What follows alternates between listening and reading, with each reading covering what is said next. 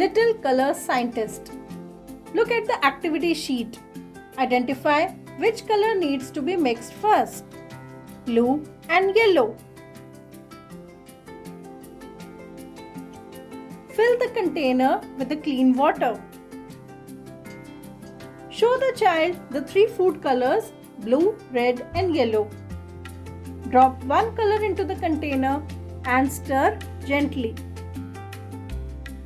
Like this.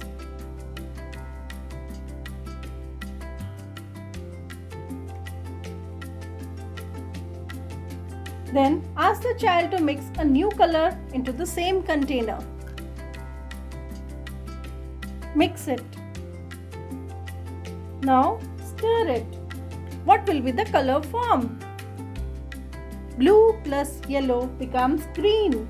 It is magical for the children. Now color the given space with a new color, that is green.